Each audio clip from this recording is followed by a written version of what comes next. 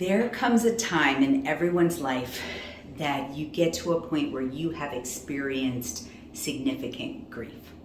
That might be in your 60s, 70s, maybe not till your 80s. I'm specifically talking to seniors right now. How do you process grief and enjoy your time?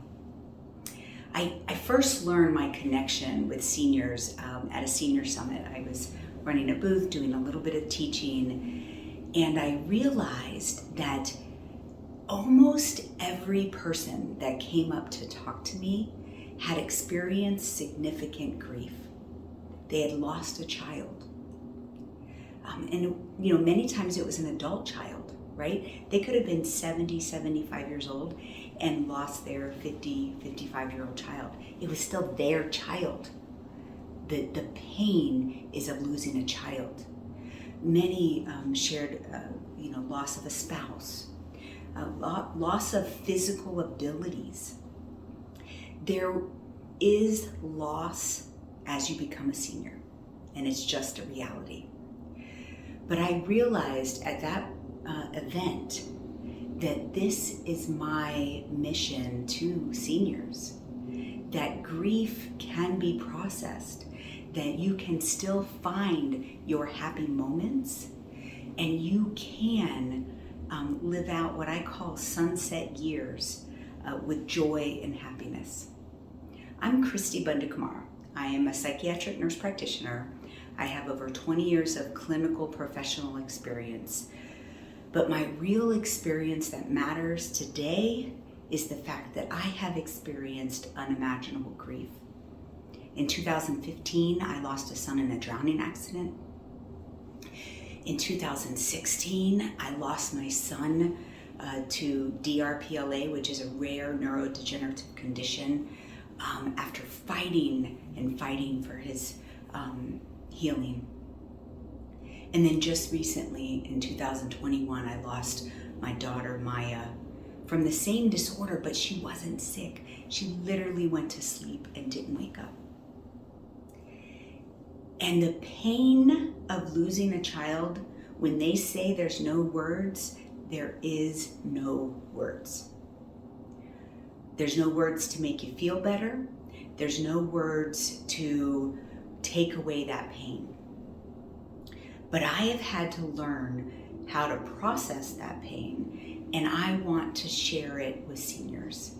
I want to share it with you because there is so much joy left in life, and I want you to find it for you. So how do I do that? Over the course of 15 years, I practice what I call the mentally strong method on myself. And that's where I've learned to think through my problems, organize them, and make choices in line with my personal vision. And then obviously, as these horrible things happen to me, I have to learn to adjust. And I teach that in the mentally strong method. But what do I do with my grief? When we're talking about thinking, organize, and choose, the organization actually has 10 different categories, and grief is just one of them. And it is so important that we don't allow our grief to impact all of the other areas, or if it is impacting the other areas, we are taking the time to make that conscious separation, and that we are processing our grief, feeling the pain of the grief, but not letting it get into the other areas. I'll give you a perfect example. Negative self-talk is another area or category in the mentally strong method. Having lost children and the grief and pain of that makes me sometimes go into this space where I say I'm a bad mother, or I didn't do enough. I could have saved my children. I didn't spend enough time with them. That is negative self-talk. That is not grief. And if you are doing that, you have to learn to stop that.